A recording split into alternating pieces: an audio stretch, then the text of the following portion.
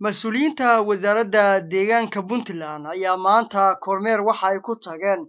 xabsiga weyn ee magaalada Garowe halkaas oo wasaaradda deegaanku ku wareejisay maamulka xabsiga dhir gaaraysa 500 oo geed kuwaas oo loogu talagalay in lagu beero xabsiga si ay uga qayb qaadato bilicda iyo horumarka. Wasiir ku-xigeenka wasaaradda deegaanka duurjoogta iyo dalxiiska dowladda Puntland Faarax Cali Cabdi ayaa mas'uuliyiinta xabsiga weyn ee Garowe ku booriyay in dhirta ay xanaaneeyaan. ciidanka asluubta dowladda Puntland qayb ka mid ah shaqadayadii caadiga ahayd sida uu sheegay sarkaalka waaxda deegaanka agaasimaha waaxda deegaanka wasaaradda Murwo Maryan saaka halka waxaan u joognaa inaan beero 500 oo geed oo aan ku beereyno xafiiska taliska ciidanka asluubta. waxaan filayaa Puntland way soo warhaysaa waxa la yiraahdaa xabsiga ugu casrisan oo ugu wanaagsan wuxuu ku yaalaa Puntland haddii kii ugu weynaa ugu casrisanaa ahaa haddana wax rabnaa wasaaraddu inuu noqdo kan ugu quruxda badan magacaan inuu ku darsado sababtaas way sababta aanu maartay dadaalka xoog leh oo inta leeg aan u gelinay waxaan rajaynayaa sida uu ballan qaaday taliye ku-xigeenku dhirta markaan anagu dhirtii abuuro soo qaadno godadkii u qodno digadii keeno ciidii keeno gacan ka geysano in maartay lagu rido mas'uuliyadda inta ka hartay waxa la wareegay maanta laga bilaabo waxa weeye ciidanka asluubta waxa weeyaan dhirtu waa xanaan sida bani aadamku kale xanaan u baahan tahay duwaag xoolo laga celiyo la waraabiyo alceedii dugsi loo sameeyo waa garan karaysaan marka insha Allah mar dhow baan u kacaynaa oo geedka u horeeyay ku ridaynaa waxaan ku rajo weynahay inay hawshaas ku dhamaato muddo aad u yar maalmo gudahood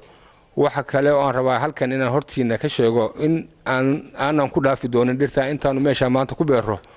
inaanan ku hilmaami doonin halka waxaan amrayaa insha Allah waaxda wasaaradda deegaanka agaasimaha waaxda deegaanka Murwo Maryan iyo tiimkeedu inay ku sameeyaan follow up dhirtaas ay ula tacaalaan ama ay u xanaaneeyaan xafiiska taliska ciidanka asluubtu inta markaan waxaan rabaa fursad kale inaan uga faa'iideysto dhireynta waxa jira insha Allah u qorshaysan wasaaradda sanadkan ilaa 25 meelood oo meelaha dadweynaha ah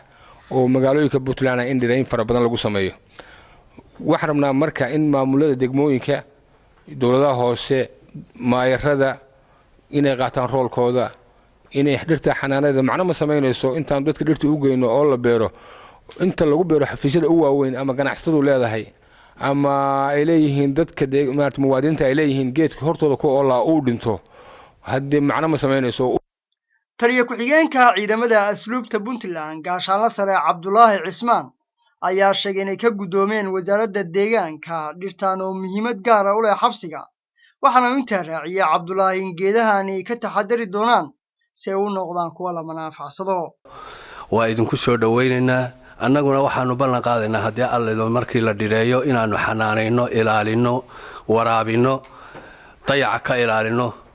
geedaha si ay inoo anfacaan ummad muxuu ahaay jiilka soo kacay ay naga dambeeyaan ugu aayaan waa ballan qaadaynaa haddii Alle idmo inaanu gacanta ku hayno ilaalino oo wax dayaca arag waxaanu hadda anagu ku jiraado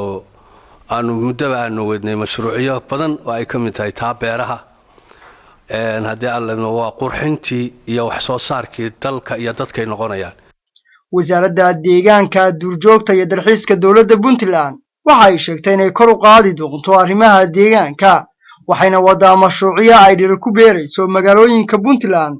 si loo helo deegaan bilic qurxoon. Cabdi Xamiid Salaabare Kalsan TV Garowe.